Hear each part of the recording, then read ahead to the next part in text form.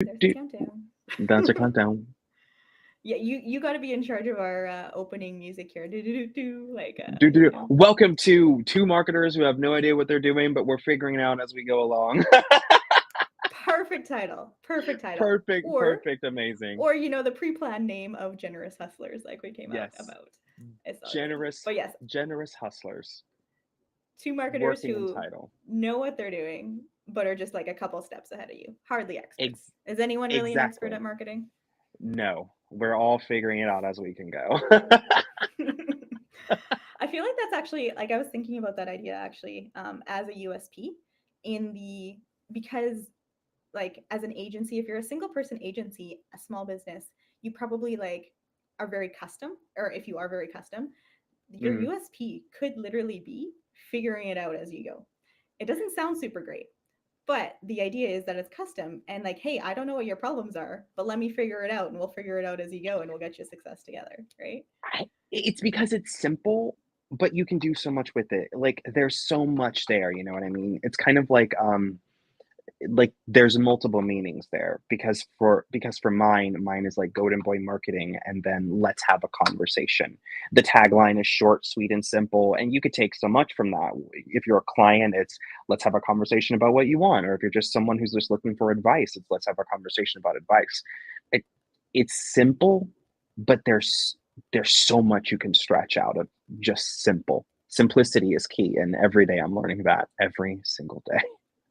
I like how those two USPs tied together is exactly what we're trying to do here, though, because we wanted to start this podcast or live streams or episodes or whatever we're going to end up doing because we want to have conversations with people and we're figuring it out as we go. Trying to help people either be better marketers or market their business a little bit better. Exactly. And I love and on the other end of that, as it all comes full circle, it's we want to have a conversation with you. We want this to be a place where you can engage with other marketers or even engage with us, share your insights, advice, and even maybe just a safe place to say, I made a mistake, I don't know what to do, because we all do. Marketing isn't perfect, but as marketers, there's a lot of stress on us to be perfect because sometimes there's just this need or this want from clients or jobs to just perform at and bring in metrics that are just not achievable with the budget that they have. And that's really hard when you're talking to a client and they're like, hey, I want 5,000 followers in like 3 months. And you're like, that's, that's not how this is gonna work. And this rounds us into the talks we're going to have today, like the pros and cons of using social media, using all the social media platforms. For sure. We figured this would be a pretty good one to start off with, I think, because it's something I guess we're familiar with. We can kind of just talk off the cuff of our experience on different platforms and how we use them. Before we dive in, though, Dimitri, you asked me an interesting question that I don't know that anyone's really asked me before, but what my favorite social media platform was. Yeah, I I told you did. it was Instagram because you can use it. There's so many different content options: photos, reels, videos, polls, messages, group messages. They had like this notes thing for a little while. Hmm. So yeah, I think it's just a really good way to have a variety of content platforms. And that's, I guess, whenever I'm approaching a different platform or recommending a platform for a client or how they should market, part of the way that I start off with is how do you come across as intelligent? I guess. Not everyone's really good at writing. Not everyone's really good at speaking. Not everyone's really good at long form. Sometimes you're better at short form, like different stuff like that. So playing to your own strengths when you're approaching a platform, I think is probably the best plan. For Absolutely. And to add on to that, I think that's something that a lot of people downplay. Like a conversation we were having earlier, there's this pressure to be multifaceted. You gotta be the graphic designer with the copywriting skills, or the copywriter with the video editing skills, or the email marketer that basically has to do it all because your job has no idea what they want. So, all of that kind of ties in together. And sometimes we underestimate how powerful and great it can be to just be a master at one to two things while still dabbling in other things, right? Like if you can video edit, what's your style? Like how are you putting videos together? How are you telling that story? Same with copywriting. Every copywriter is different. Though we mimic a style and a format, how we write is different, which kind of goes Mhm. into, you asked me the same question, what my favorite social media was. It's TikTok. Um, I love TikTok. Millennial baby here, huh? But I think TikTok's great because it reminds me of Vine. Vine was like you had 7 seconds to just tell a story. And the stories that people told in 7 seconds were just amazing. And I think that's what you're getting from TikTok, where sure, you have people being able to upload longer forms of content, but it's amazing just how some of the best TikToks I've ever seen were between 15 to 30 seconds. But if you want to push those boundaries, you can be more creative and tell like a story within a minute. And I just love it so much. It's something that you can literally pick up and say, I'm going to do this. It doesn't feel intimidating like I think the other platforms do. That's fair. To me, TikTok, I tried TikTok very temporarily. It's very intimidating, and I felt like I had put way too much time into editing every single video. Um, it's supposed to be like organic and casual, but like you also need to make sure you're taking out those ums and uhs or like those weird pauses in between and stuff like that too. But I don't want to get us off track. Let's start with Facebook, the OG in my mind of OG. social media. Yeah. I mean, maybe you were around for like MySpace and Bebo, but those have gone away now, and Facebook has lived on. So we'll start with that. Initial pros and cons. What kind of hits you when you think Facebook? Who should be there? What kind of content? When I think Facebook, I think of my grandmother. No, I'm kidding. Um, Facebook is a very interesting platform for me. When I think Facebook, I think of like, I think just general post, right? Like when I think marketing on Facebook, I think how can I create content that people um will enjoy and want to share with their friends. I think that's like the biggest pro of Facebook is it's so personal and you're more likely to have that content shared in a personal circle rather than having your content kind of blasted to so many people who are not interested in it. You know what I mean? Like when I go on Facebook, there are people who are adding more underneath a post. I think the con of Facebook for me is how it doesn't feel like it's its own thing anymore. It feels very similar to Instagram now, like a lowbrow Instagram to me, with the introduction of reels, and now everyone has a reel, and I'm like, oh, why am I using Facebook when I can just use Instagram now, especially with that prioritization of reels? So, what I love about the pro of Facebook is the personalization of it. The con of Facebook is it's kind of turning into Instagram a little bit. Okay, that's fair. That's fair. My take on it, I like Facebook for the Facebook groups. That's actually Mm, basically all that I see in my feed as I'm scrolling through. Maybe just the people I'm actually friends with on Facebook don't post very much, or I've started ignoring them. So Facebook is changing the algorithm for me to just not even show me that content I'm not terribly interested in, I guess. But yeah, rather than it traditionally like connecting with your friends and family and seeing what they do online, like I'm in so many groups, that's all that I see. The weird thing is that everyone's experience is probably different, right? Because if you're mhm. not in a ton of groups, then you maybe are seeing, your friends, your family, your mom's, grandma's posts, whatever, right? Which I think is good from an organic sense for sure. Like that's kind of what you're interested in. So I think that makes sense. But I think if businesses are trying to be on Facebook and you don't have a group or a community where you're engaging, I think you're missing out there. On the flip side, if you are somebody who is a smaller business in various niches, you should be joining your relevant groups and connecting with people there who might be in your target audience. Kind of depends on the type of business, if that makes sense. But I think that's kind of how I would approach using Facebook for marketing right now. Absolutely, I agree. Like I said, it goes back to that topic of like personalization and personal connections. Like Mhm. where your target demographics exist on Facebook, in my personal opinion, is much easier to reach them there with Facebook groups, and your content is more likely to be seen by that group. Um, but I do agree with you. If you don't really know your target demographic, you are basically shooting bullets in the air. Like it's not going to hit anything. You're not going to hit the target. Mhm. My super con for Facebook is that like I mentioned, like joining groups as part of your business. But if like you don't own your own business and you're just working on behalf of another business, you have to use your own profile for everything. So like Yeah. all of my clients, I have to use my personal profile to go join their ad Mhm. account and go join their business page and like et cetera, et cetera. They're making some like steps to improve that. I just think it's ridiculous because it is in my life such a big business tool. And like as a marketing professional, having to use my personal stuff for my work stuff is like I hated having to do that for sure. Yes, there isn't this clear line between the professional and the personal on Facebook, right? So if you don't have like a professional account or you don't even know how to set up a business account, your personal Mhm. account is going to be that hub for everything. And that's when things can get messy because now you're dipping like this one thing has hands in all these different pots and you're like, okay, well, this is my business account and this person's reaching out for me for business. My mom wants to know what time I need to come home to make a burger. It's like Yeah, there's no clear line there.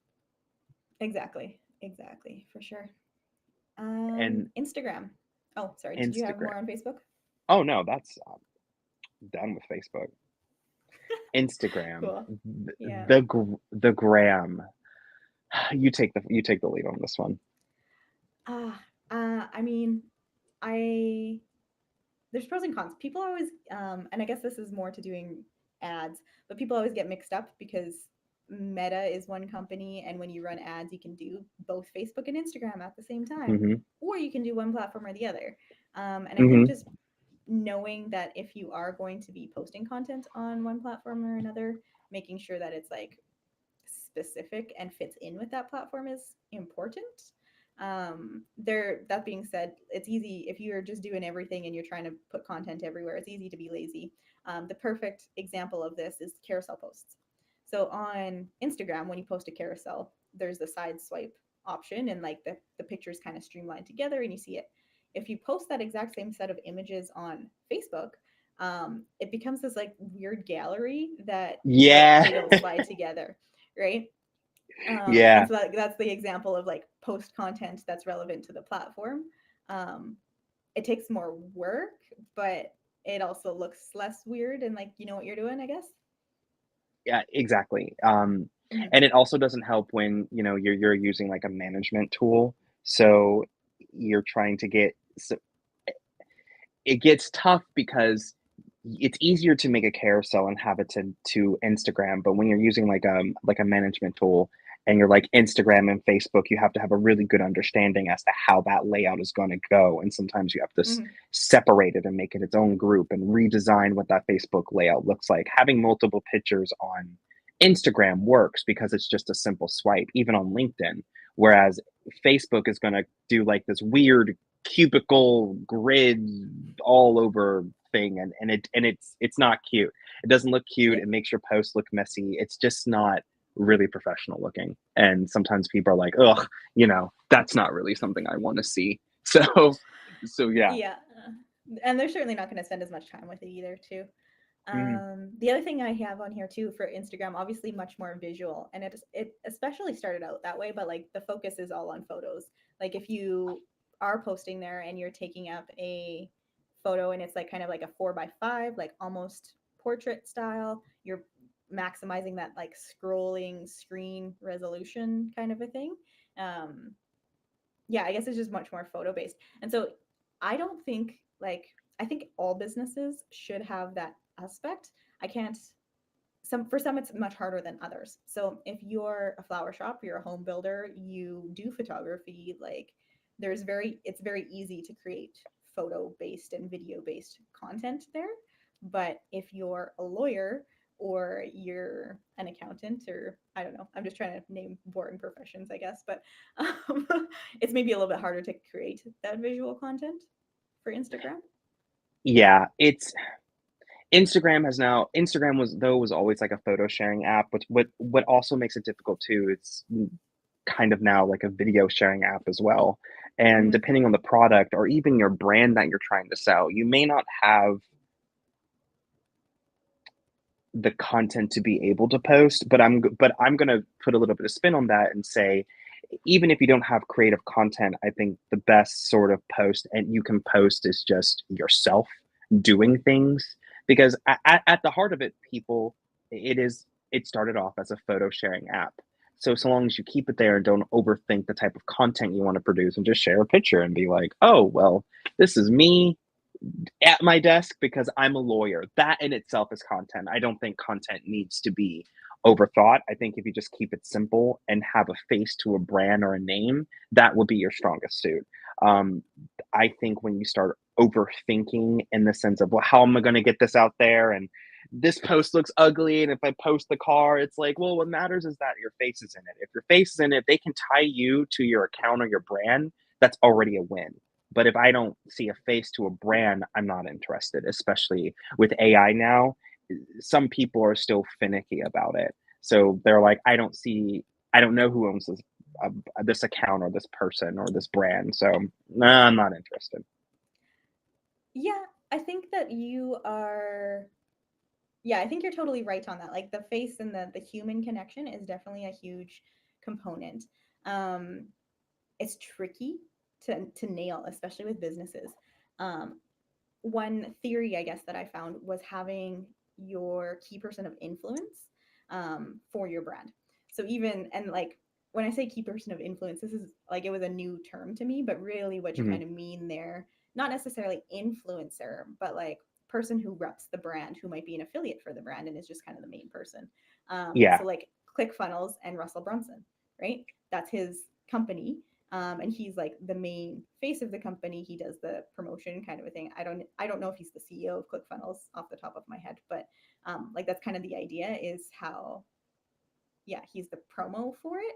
But as Mhm. a like if you're a small business, small time marketer, like should that even fall on marketing to be the face of the brand like that? I don't know. To me, that was never where I wanted to go when I was 9 to 5 marketing for another company, right? Yeah, and it's true, and I think it's because, yet again, it goes all back to people overthinking how powerful it is to just be yourself on social media, because at the core, the whole point of social media was just to make and forge connections with people from all over the world. But now that it has become monopolized, we often forget that at its core, your target audience needs to form a connection with you. Sometimes before you even think about where you want your marketing endeavors to be, the first question you should ask yourself is the content I want to post, is this good enough to form a connection with my target audience? Because sometimes you can hire a marketer and they're going to generate the best content for you. Pretty, it looks cute, it looks amazing, but if your face isn't in it, if people can't see who you are, then that connection is never going to be there. I think that's where a lot of content creators really take the cake on that, because Hmm. they have a voice or a way of speaking, or their face is in camera, and people like that because they're like, oh, I see who you are. You're not just this faceless Instagram who's making these weirdo photos. Yeah, I totally agree with you there. It's just so hard. I It think is. as right. There was somebody I was talking about the other day. She has a sourdough donut shop. She lives a few hours from me. Her entire brand was built on Instagram, in getting followers. Like she posts, "Hey, here's what I'm trying. Like here's the new flavors. Here's how I'm updating people."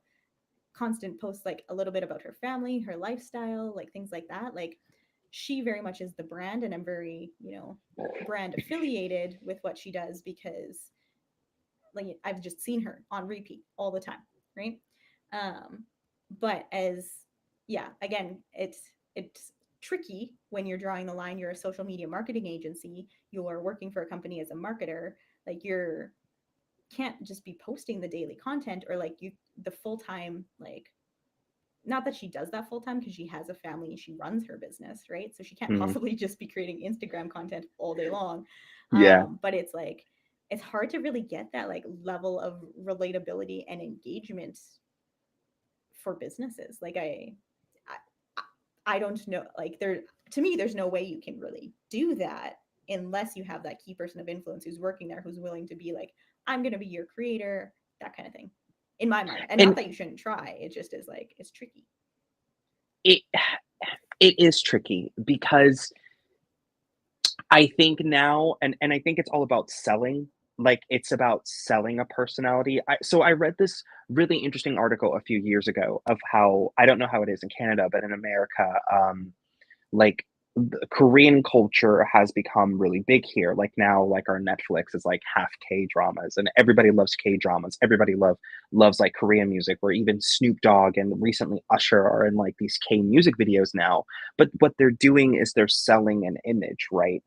And a lot of Americans have a weird idea of what K culture is like versus what Korean culture actually is like, especially with my mother who is Korean.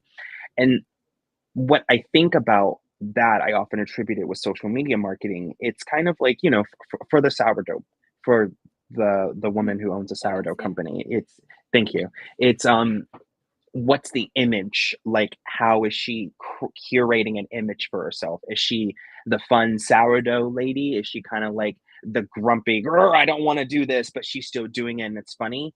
It's difficult because I do agree with you.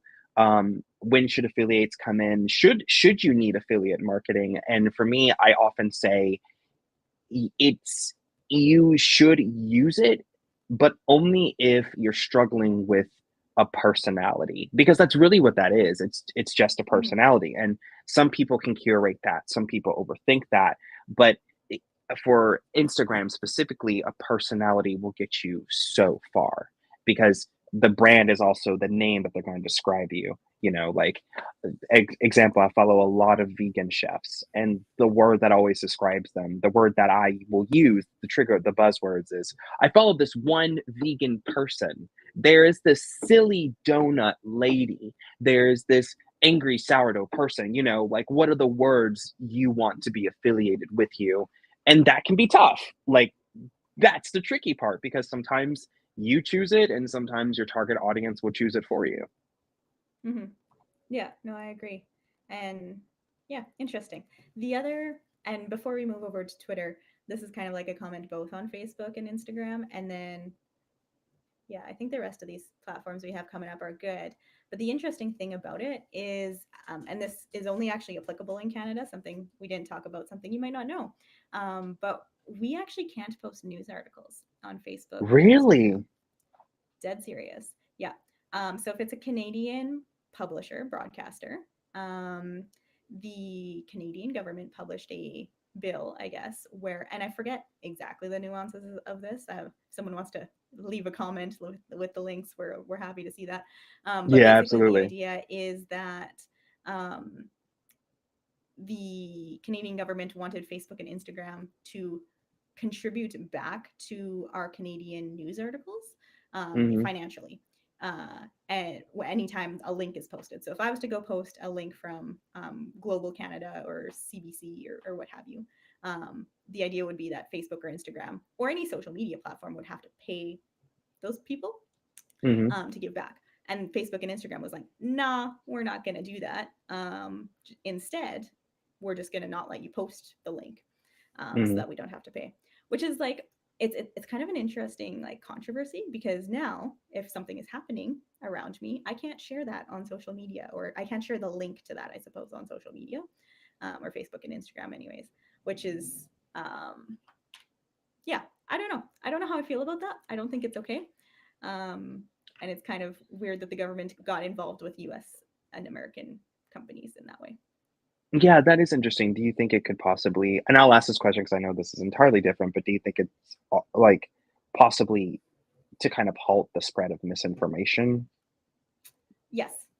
Yeah, okay. Yeah, 100%. that's what I was Um, thinking. Okay. yes. Well, and I'm not fully versed on this. I'm not sure if this is like 100% the reason. But you probably even heard of this, like the Canadian trucker convoy that I think happened a so. couple while back. Yeah. Yeah. It made very much worldwide national news. Um, and not that we want to bring a ton of politics into this, but like the reason they got so much traction was because of social media, right? Like they had a Mhm. big movement, they had a big following, and like that, uh, yeah, that got them a lot of traction. And so the government was like, well, now you can't share information online. We're just gonna make you not do that. So yeah, I don't know. It's kind of, it gets really weird and a little bit controversial, but it's something that fascinates me in marketing, is like the interplay between, hey, I just want to be a nice brand. I don't want to say anything too controversial. we don't want to be a Budweiser online type of a deal. But then how, like, but we also don't want a bunch of fluff content either, right? Like we want things to be interesting and engaging. And that's really difficult, and it's very difficult for anybody out here who's listening too, because I remember I worked alongside a marketing manager once, and he told me, like, he asked a really powerful question, which was, when does a brand have an opinion, right? Like, we are a company, we don't, in some ways, we don't really have a voice. Like, we do, but we don't, So Hmm. when does Full Sail have um, this opinion? When does Nike have this opinion? When does Adidas have this opinion? And it's really difficult because what you may end up doing, even if it's good intentions, is you may end up isolating your audience. And a lot Hmm. of people think to themselves, well, yeah, we don't need them. Like, we don't need them. Like, if they're not here, leave. And it's like, yeah, like, that's great. We all wish we could feel that way. We don't want those people, but at the end of the day, this is a business, and you have Yeah. to be very careful about the content you create, because isolating your audience can sometimes hurt your brand more than actually just strategically getting your messages out there. Um, Hmm. yet again, Budweiser is a really great example. I love what they did, but the backlash was massive. It's great that they stuck by their guns and were like, no, we're going to keep this.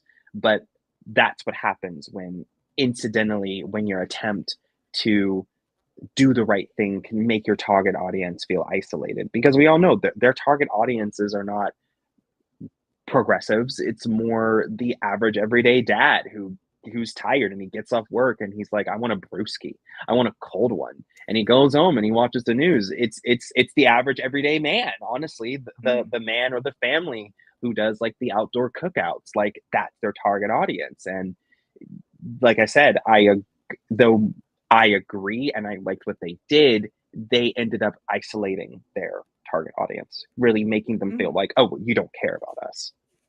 Yeah. Well, yeah, and like you're right, there is pros and cons to that. Obviously, that one didn't pan out how they saw it going. Yeah. Um, but like there's also, I mean, we're still talking about it, right? We're still putting their name in the Yeah. news. So it's not like, oh yeah, any kind of, publicity is good publicity. I don't think that's quite true either. But and like there is the idea of like you do need to narrow your audience somehow. Like that's the concept of niching, like you're depending on the service you offer and like you want to attract a certain type of people. Like even Mhm. yeah, for my marketing agency, I want to attract a certain type of person who does good in the world essentially. Whereas like I don't want to be supporting shady business owners, so like that's kind of the type of content that I'm going to put out. Those are super like broad niches. Like I'm obviously a little more defined than that, but like yeah, you need to put out the kind of content that attracts your ideal client, I think. Absolutely. Yeah. No, I agree. And then it goes into a really good question.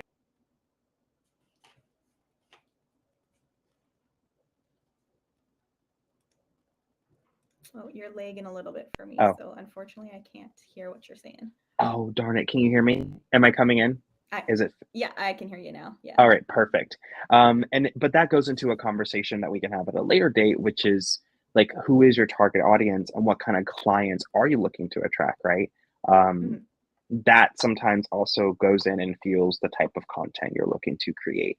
Like, obviously, if you want to attract a mental health client, you're not going to be posting trucks like that. That is an obvious one, but it does become more intricate there as well.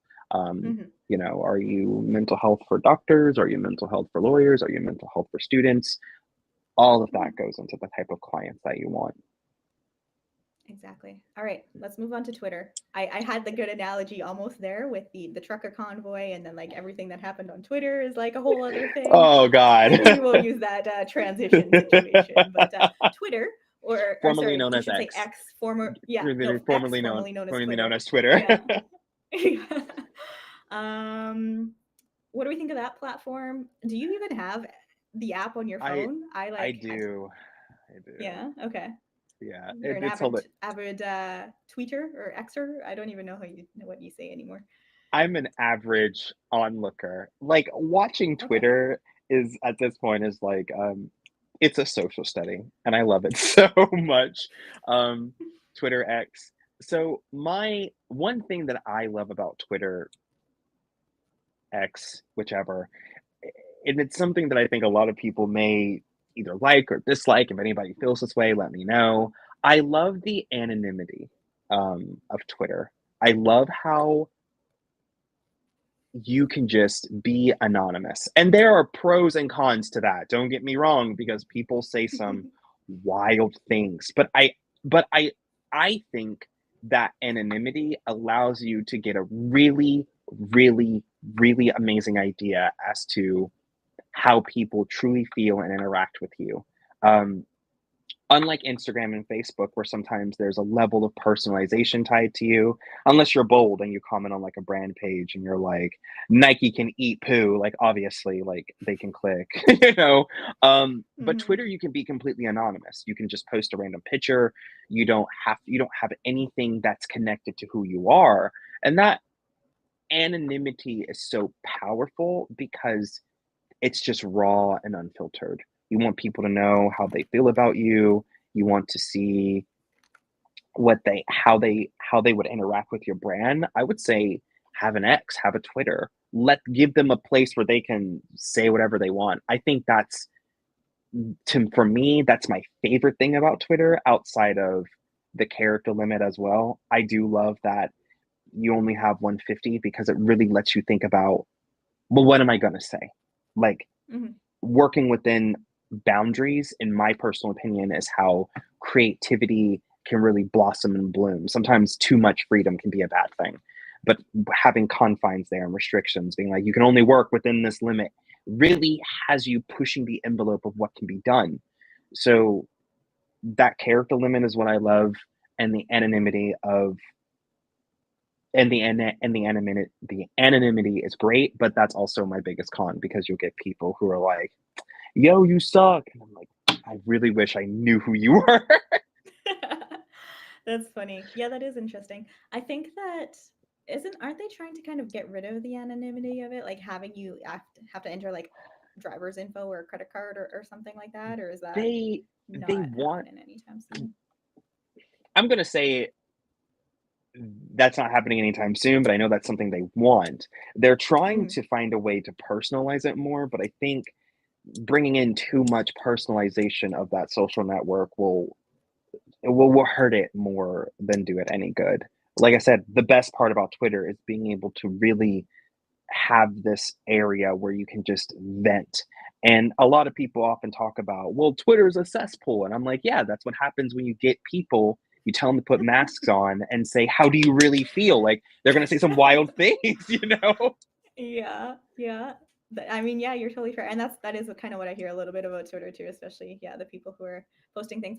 What I recommend for clients, whoever want to go there, I guess, is has to be real conversations. I think interacting is super important on that platform, and up to date information in terms of like news articles, like things that are relevant for your industry. I think those are probably like if you're posting content on that platform, I think those are the two areas I tend to recommend people focus on. Absolutely. For anyone who's looking to do marketing on Twitter or for clients who are looking to do marketing on Twitter too, the one thing that I would say is another thing I would add to that is outside of updates, it's think about how you want to interact with your target audience, right? Like you can Mm-hmm. use Twitter as a means to just communicate. You know, if you don't have the budget or the time to do surveys, you can even use Twitter to get a really good idea as to how people feel about these things. And you can also use it as updates as well. Something's going down wrong with the website, or you're looking to launch a new email, or maybe there's something going on and orders are delayed. Instead of using Instagram and or Facebook, you know, you can also use Twitter to be like, hey guys, this is what's going on. And then you can use those two previous social medias to link to that Twitter announcement. It's a really good way to kind of blast something out. When something's wrong and there's damage control, one tweet can just wrap everything together. Yes, or go the opposite for some people, depending on who you are.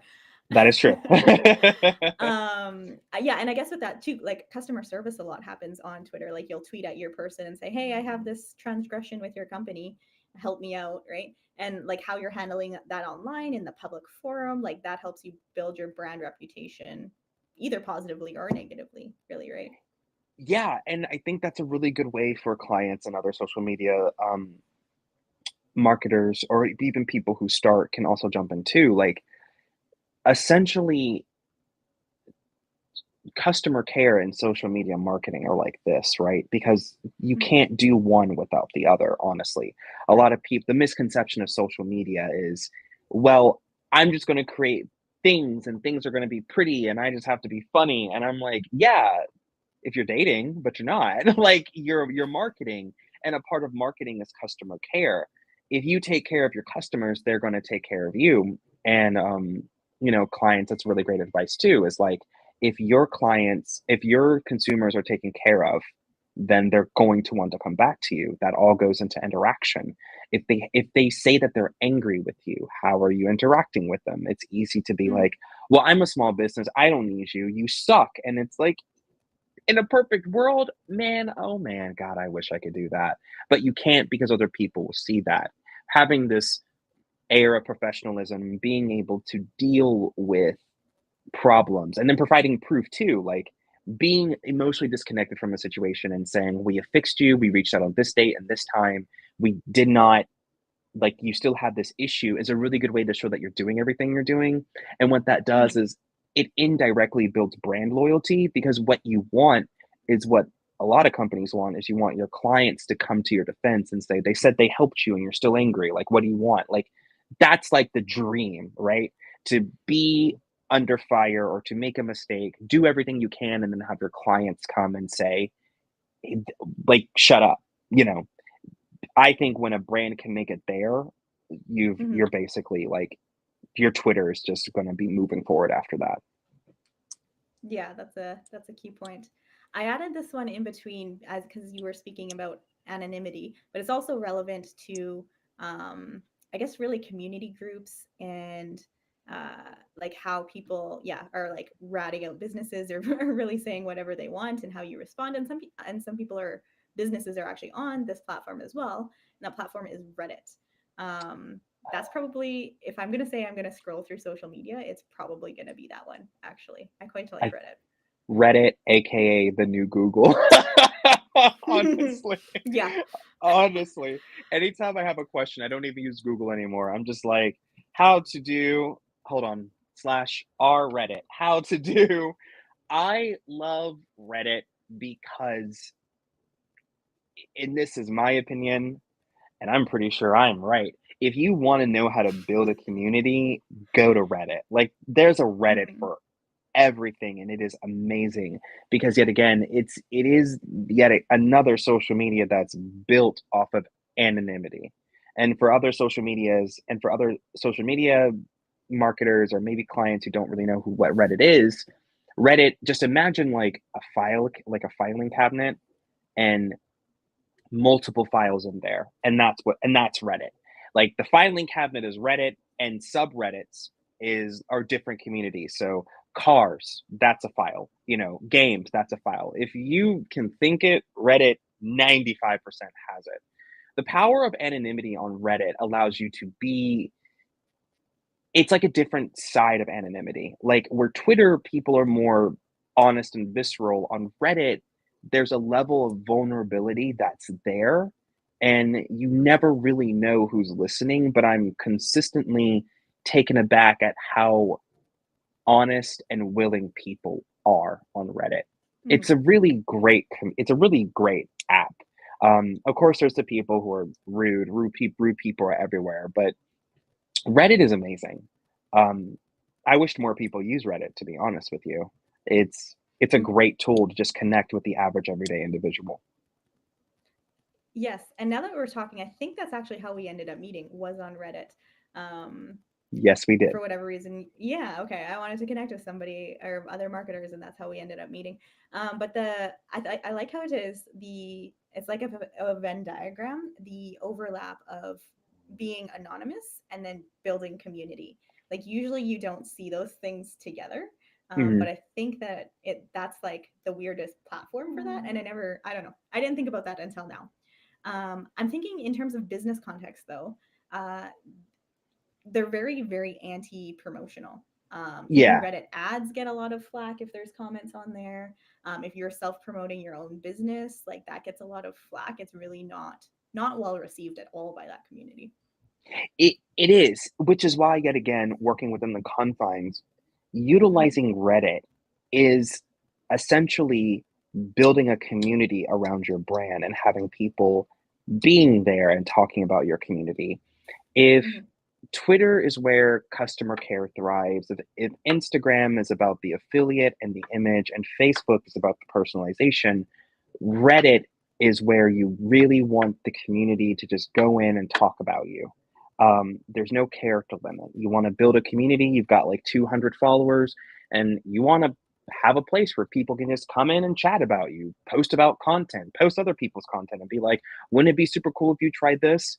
I think brands in moving forward should you definitely utilize Reddit way more. And you don't have to be like this massive, massive, massive place. They're this massive brand or have like 10,000 followers to have a Reddit.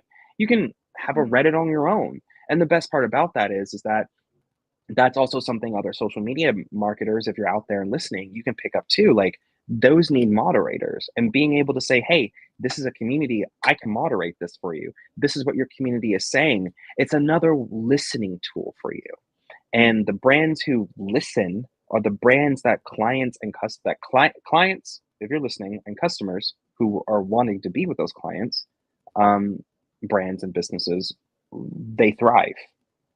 Your customers just want to be heard.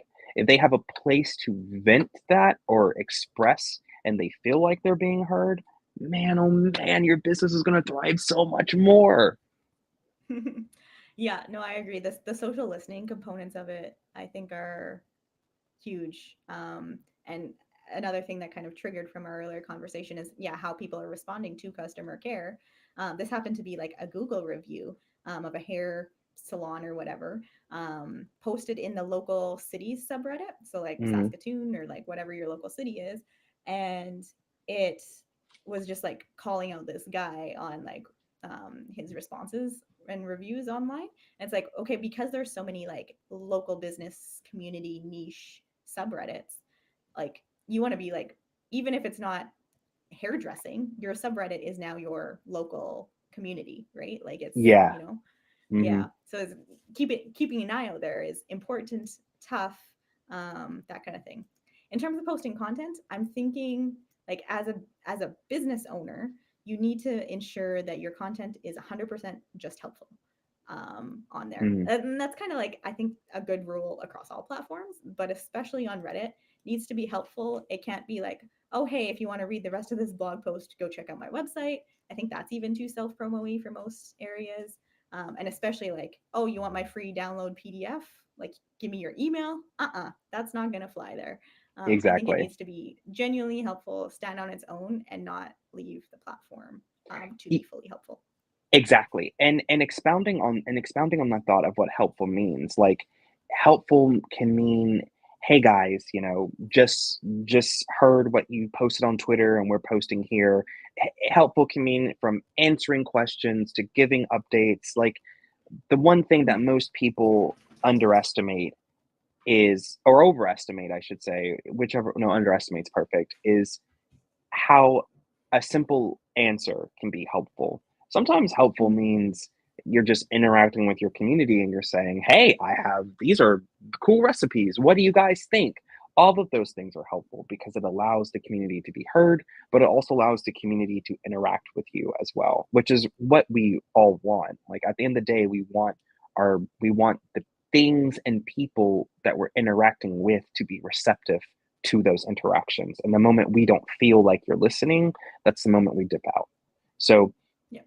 when you're using Reddit, think about how are ways I can use this tool to help my community. And it could be something simple as these are just the updates, and be vulnerable too. Reddit's a great way to be vulnerable as well. People are more likely to listen to you. And that's something that um, clients you should take in mind, and social media marketers you should be able to pitch to your clients as too. Like the power of vulnerability goes so far. Hmm. Very interesting. All right. Thinking about this is going to be a weird transition to vulnerability on LinkedIn. What are your thoughts? Should people be vulnerable there? Uh, Not vulnerable there. yeah, yeah. My personal opinion, I think I think being vulnerable on LinkedIn will help you stand out, just amongst the crowd. As someone who is currently building his own LinkedIn, it kind of seeing and following multiple marketers, because LinkedIn loves to show me what other marketers are doing. Being the posts that are more receptive to me are not like, today I woke up, paragraph break, made this much, paragraph break. You can do it too. I'm like, I don't care. But the posts that I'm more interactive with is when people are kind of using it as like life updates, or they're like, hey, I've been unemployed for 3 months, but here are my little wins for the day. LinkedIn should be a place for you to do that. I think I heard a while back people are like, well, LinkedIn's just a bunch of pretentious people doing pretentious things. And I'm like, maybe, but you could say that about every platform, right? LinkedIn is the Mhm. place where you as a business professional can still vocalize frustration and be vulnerable, or market yourself, but in a professional way. And I think a powerful, what's the word I want to use? Like something to aid you or propel you forward in that marketing endeavor is vulnerability. You know, say that you're struggling. Say, hey, I'm struggling, but I'm still getting up and I'm doing this thing. Or, hey, I made 3 posts today, but you know what? I'm not going to get up. Or a client rejected me. Here's what happened. Those are real, because those are things that people every day face. To every social media or freelancer or entrepreneur out there, you underestimate the power of failure. We all fail, but a rejection doesn't mean that you're not good enough. It's an opportunity to grow. Sometimes the overselling of success that I see on LinkedIn all the time can make you feel more isolated, because you're like, I just started and I'm not going to have like 10,000. I don't want 10,000 followers.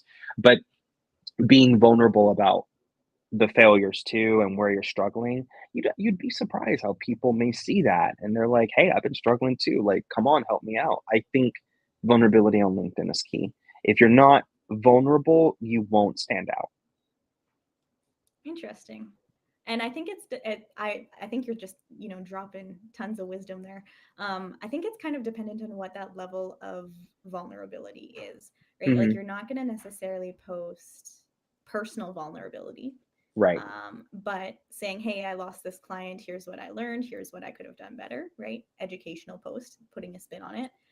Hey, I'm looking for more work, can you, like, does anybody know anybody, right? That's actually a pretty vulnerable thing. It is a little bit personal, right? Absolutely. Like, I'm looking for a new job, any recommendations, anyone help me out there, right? Like, I definitely see that a lot as well. So yeah, you're right there. It just depends on like what that vulnerability looks like, and does it kind of help other people, right? Or is it Hmm. just promotional, salesy, or are you just being vulnerable so that you hopefully will get more engagement and in turn get more sales? Like, is it authentic? Is it real? Exactly. There is a thing called like artificial vulnerability, and people can smell it out a mile away. And Mm-hmm. artificial vulnerability is something like, you know what? I woke up this morning. Today was a great day. 10 clients rejected me, but whatever. I'm on that grind. It's like, whatever. No one feels that way. But being vulnerable about your professional life, because I like what you said there, it is a type of vulnerability. So obviously, I would not use LinkedIn to be like a really good example of, my car broke down, dad died, life sucks. Mm-hmm. I think I'm gonna jump off a bridge. Let's not be that personal. I think Facebook or the gram is the sites you want to use for that.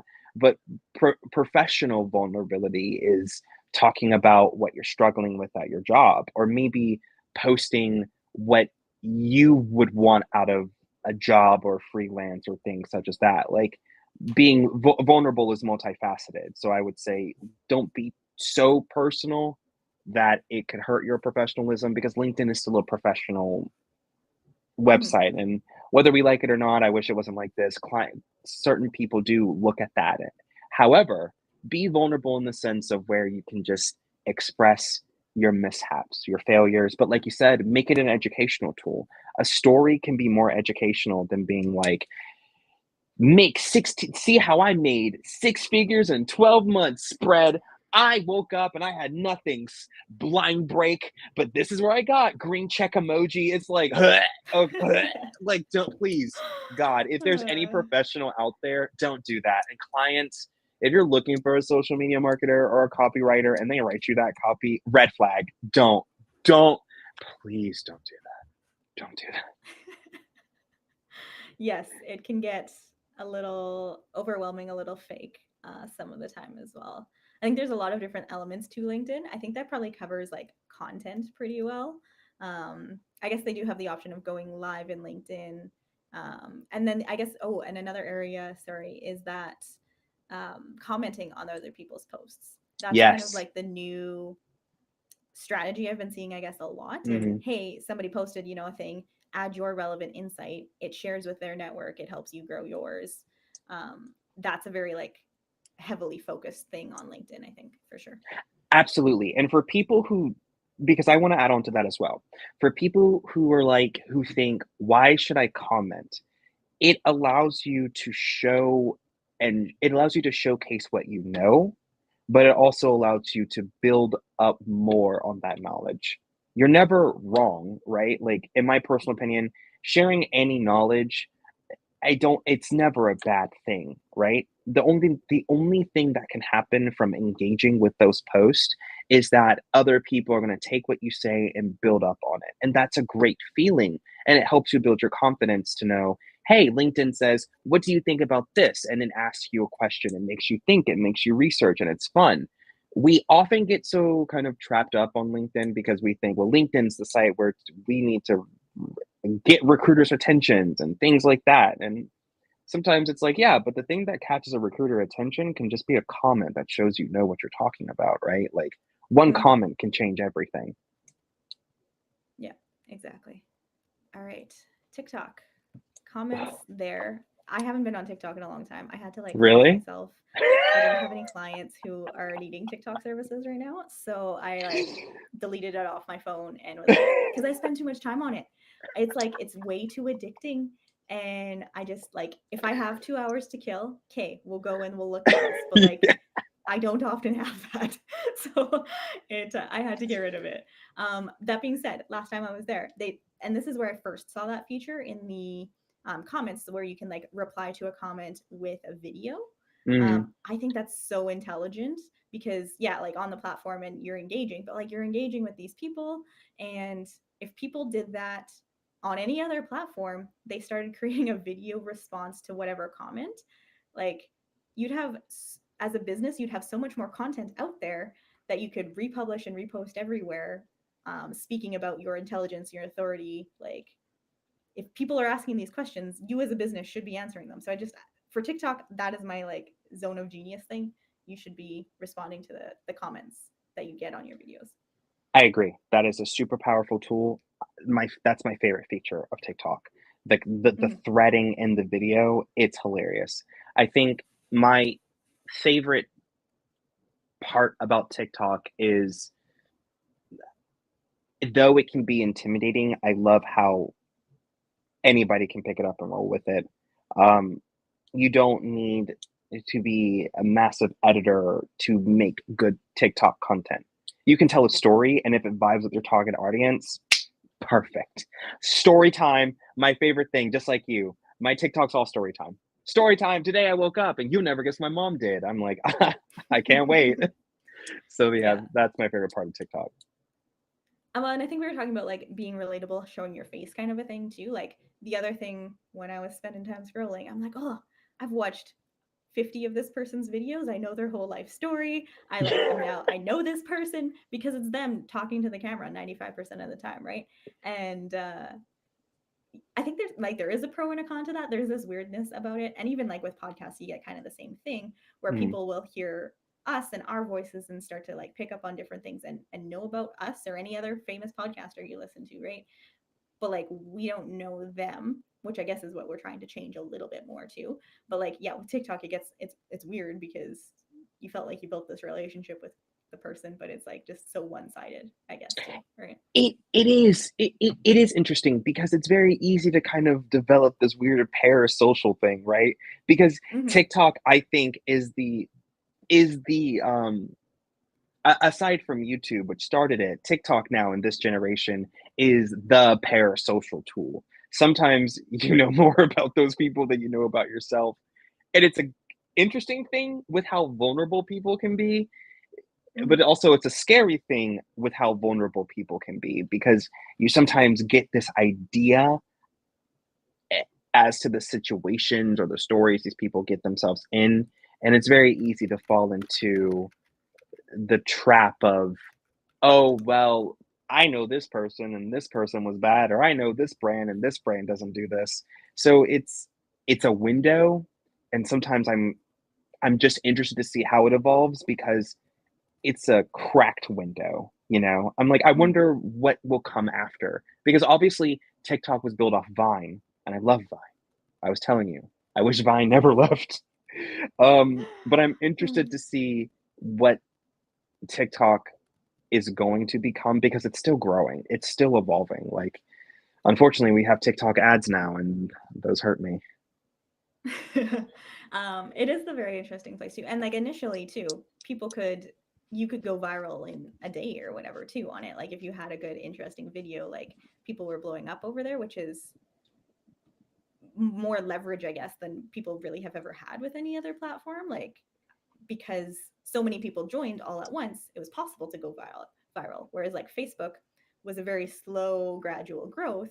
Mm, Early on, if you were famous on Facebook, yeah, in front of you and the 10,000 other people there, like it's not, it wasn't a big platform, right? yeah, So I think that was something kind of interesting with TikTok too. exactly. And TikTok is so great because of the exposure you can get, but at the same time, I think my problem with TikTok is how easily I think certain creators and businesses can feel like their content gets swept underneath the rug. The Mhm. algorithm is like consistently changing, and that's with every social media website, but TikTok's algorithm is aggressive.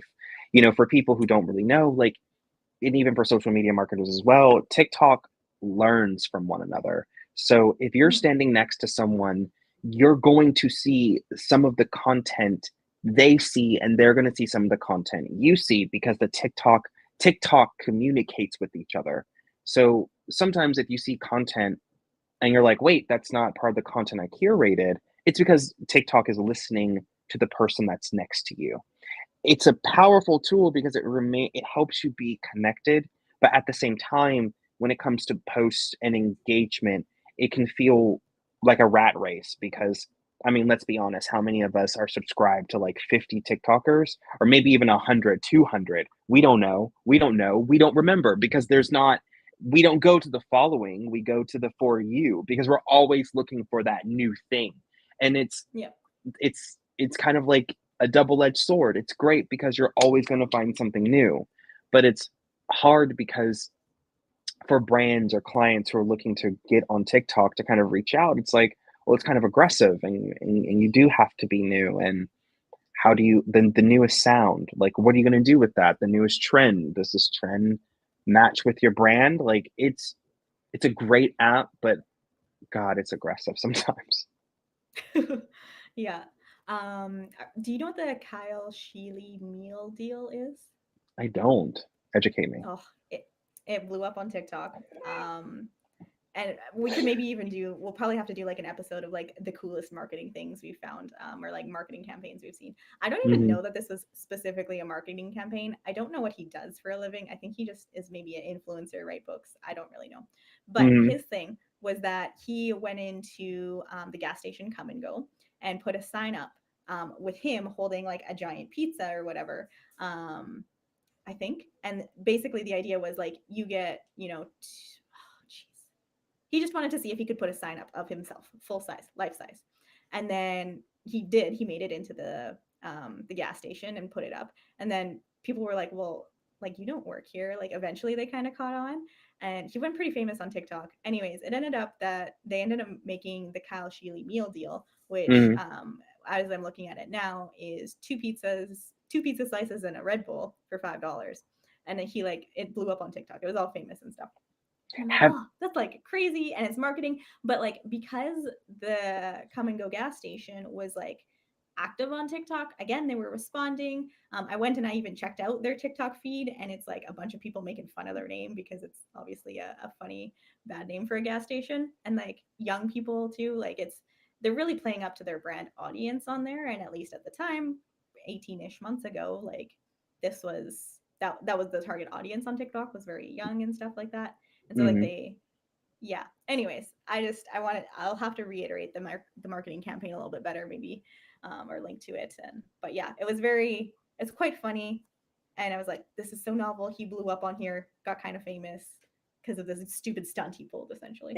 But I think that's the most brilliant thing too, is like it's it's average everyday people being able to do the most silliest things, and I was like, oh, that's marketing. Like one marketing trend I haven't seen any company hop on, and they should, is girl math.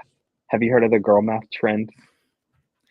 I have. We were making fun of a friend and her girl math previously. Yes.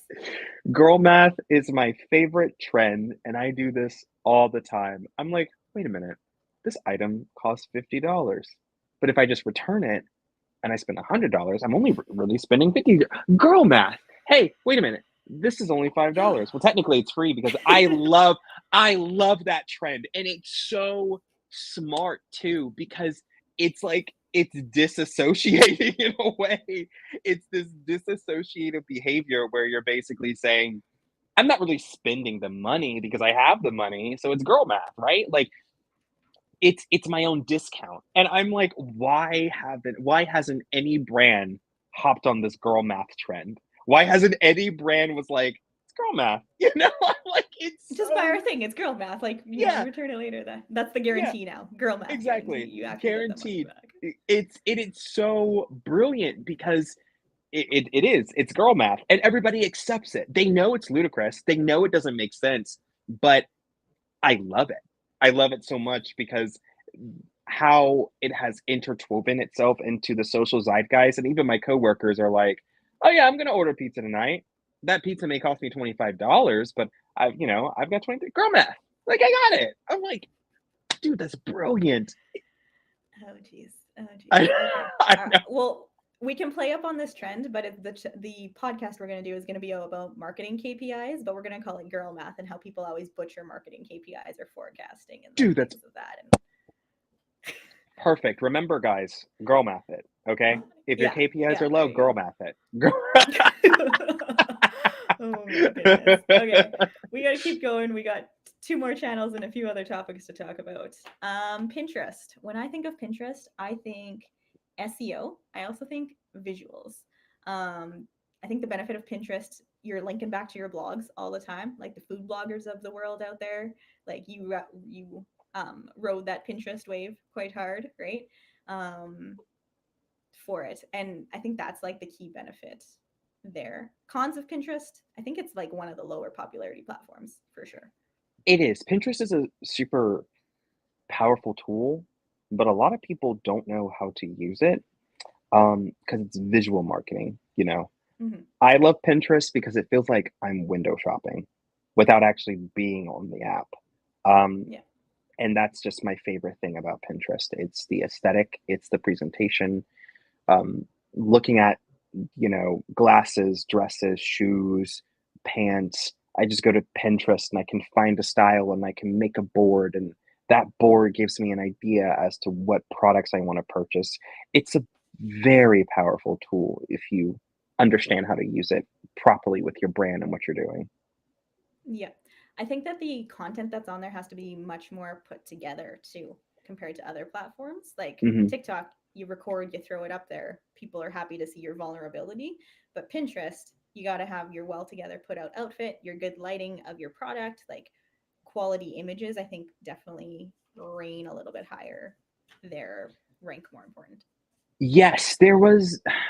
I'm gonna have to post this link later, but there was this Pinterest YouTuber, this Pinterest professional whom I follow, and she goes into all the algorithms of like of how Pinterest works and how she helps businesses make more powerful Pinterest posts to boost it.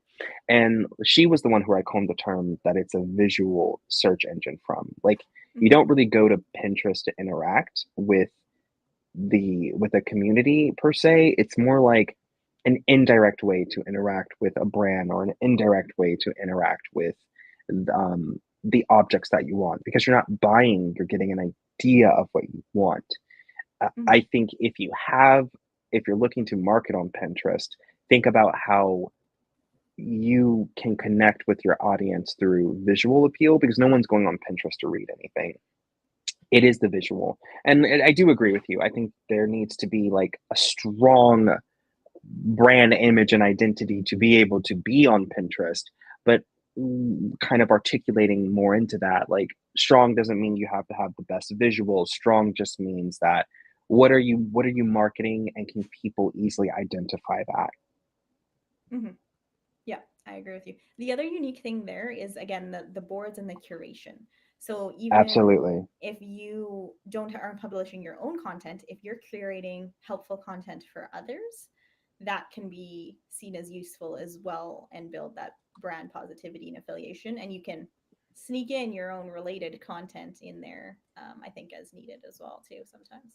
Exactly. I agree with that as well. Which yet again I say that's like the best the best tool for the best tool for that. Pinterest is really amazing. I would say usually its target audience usually range from, I usually see that moms use it a lot, but it's not just a mom's tool. It is, I use it as my shopping website. That's just my pin statement for now, because that we can build an entire podcast about, like an episode about how great of a tool Pinterest is, because I don't really see a lot of social media marketers or people or even businesses utilizing Pinterest, and I think it's a missed opportunity. That's fair. That's fair. YouTube. I think that is. I think YouTube's supposed to be kind of the second highest search engine outside of Google. It People is. are on there. How do I do this? How do I do that? Um, I mean, there's the scrolling. There's the algorithm. There's like custom. You get fed the content that you're looking for as well. Um, Pros and cons. What do you see on YouTube? I think the pro of YouTube is kind of similar to the rest, to the others, but I think YouTube's a great platform for this. Is you Hmm. can really get on there and do anything, and you'll find someone who likes it, because the algorithm is always going to feed people who enjoy your content. So, like, it's easier to be vulnerable and try, because people are going to like that. And Hmm. I think the con of YouTube for me is long form content is rewarded, and sometimes, and because the algorithm will push long form content. Now my social media, my YouTube feed, which was pre-COVID, was like 5 to 10 minutes. And to me, like a 15-minute YouTube video was like, what the? That's really long, even beforehand. Um, Now it's only like 10 plus minutes. And that's like, Hmm. we're talking about an episode of a podcast at that point, you know. Um, but I think it's great. I think YouTube is a really good way to just do anything and just build your brand off anything. But I think it's hard because how do you separate yourself from that, you know? Um, Hmm. it's really hard to kind of diversify out of that YouTube bubble. I agree. I think if you are going on YouTube and casually doing it, you're not going to see results at all. Just because that barrier to entry for long form content is kind of hard. That being said, I guess we're doing a really good job of having a low barrier to entry long form content Yeah. with the live podcast, right? But if you're kind of doing like that single talking head video, that you're just wanting to like sprout off your information, I guess it's really hard to keep that level of engagement up for a long enough time frame and get people getting that value repeatedly, which is where like the TikTok type of thing is a little bit more engaging for people sometimes because it is shorter, and like I guess you're getting that dopamine hit, whereas like you need to inflect that dopamine hit every 7 to 15 seconds on your YouTube video, and that's much harder to do when you're just talking yourself. I guess Yeah, there's a lot more editing, there's a lot more, thought out process. exactly. Because that all goes into like, they call it like the millennial Gen Z style of editing. like the sound effects, the kind of over exaggeration of the voices, the weird mannerisms that we're all going that you have to do because you have to hold people's attention because no one is sitting down watching a YouTube video anymore. Like that's not a thing. Everyone is even I find myself like we're consistently doom scrolling. Especially now that you can swipe up and have a YouTube video here and do everything else on your phone. Like no one is just watching a YouTube video. So how are Mhm. you going to generate content? And it is difficult because it's not just making long form videos, it's also the prioritization of YouTube shorts too. Like, okay, well, if I make a long form video, do I need to make a YouTube short? If I am going to make a YouTube short, what snippets of this what snippets of this YouTube video will tell like at least a complete coherent thought in that short? Mhm. What music should I add? Like it's all very it's tough. It's tough. I would tell any social media marketer out there if and clients too, if you're looking to branch off of YouTube, y- have a well thought out idea, a definite marketing strategy, and take your time. You're not going to grow overnight. You may be lucky if you do, but start slow. Um, Yeah. don't don't go into the idea of I'm going to post 3 times a week. No, you'll kill yourself. Just make a strategy that works well for you and it's easier to track your metrics. Plan KPIs that are reasonable for YouTube, and slowly make your way up there. Cool. I am with you there. We have other types of platforms, kind of like a less popular options. And then we were going to wrap up a little bit here with like what to track, KPIs, things like that. But I think we're running a little long. Do you want to save that for our next edition of social Absolutely, media? Okay, we definitely sounds can. good. So we'll chat really quick here. There's obviously we didn't cover every social media platform out there. There's a lot of different ones. I identified Mastodon, Clubhouse, Discord, Rumble, Twitch. Right? It's There are varying levels of popularity, but definitely not like the main players when people think social media. Mhm, Um, to me, again they have those different pros and cons. Like attract a different crowd. There's a different audience on them. Sometimes the rules and regulations are a little bit different. Twitch, I mean, popular with gaming and live streaming, but I listened to a marketing podcast who's like, "Hey, come live stream on Twitch with me." Um, I think he plays games and he talks about marketing. It's a really weird like hybrid. I think for sure. But like there's a different, I guess, different engagements there if you are looking to go with something a little bit more niche and you have a niche business where that makes sense, then consider mhm. those other opportunities, I guess. Yeah, niche is really where you hit the nail on the head. Like each and every one of them, though they are social media, they're like a subsection of social media. I would say where the main 4 to 5 that we talked about are general within their subsects of niches in there, those social Mm-hmm. medias like Discord, Rumble, Clubhouse, Twitch, Mastodon, it's very nichey. Like you can Mm-hmm. find like Twitch, everybody goes on Twitch to watch video games, but outside of watching a streamer game, it's nice because you get to watch a streamer game and maybe talk about their own thing. You know what I mean? Mm-hmm. Discord is interesting because it's a tool to connect, but there's different groups within Discord too. I often find myself saying it's like a voice talking Reddit, honestly. Yeah, for sure. And I guess, well, in Discord, there's no real algorithm or scrolling kind of a Mm-mm. thing No. with that either. So there's no like, it's harder to find, and you're not going to acquire new customers there. It might even, I don't know, might even be a whole other concept of like Discord, Slack groups, like what other types of groups. It's a whole other topic for sure. All right. Any final thoughts before we close out here? No, I think that's everything. I don't wanna give them a little bit too much, but I just want everyone to have a great day, stay strong, keep going, and just keep pushing. Do the best you can, and that changes from day to day. For sure, for sure. I agree.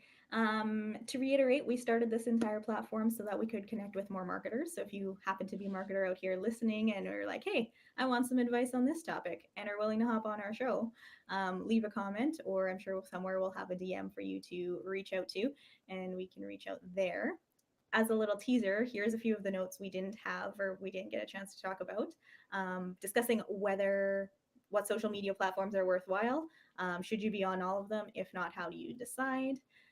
KPIs to track, the purpose of the post, psychology of different social media platforms was also a couple things that we did not get to today, but we'll probably get to next week. Absolutely. And that's on the and I'm gonna speak on the opposite end of that. If you're a business owner or a client and you don't know where to start, or you're just looking for some advice because you have all the pieces, but you don't know how to put them together, hop on, we'll help you out. It's like a little mini free consultation. And reach out to us, leave a comment, be like, "Hey, I'd love to come on stream," and we'll be happy to work alongside you to hop you on. You don't even have to show your face. You can just, give us a ring and we'll put you on. Exactly. And right now, if you're like, hey, I'm nervous, I don't want to be like, in front of 100 people, trust me, there's not 100 people here right now. Now's your time to come and, get on your Z if that's what your main concern is, because there's nobody here. It's just us right now. It's us. Absolutely, absolutely. So you'll be one of our first followers. You'll be exclusive, and that's great. Exactly. All right. Take care out there, everybody. Have a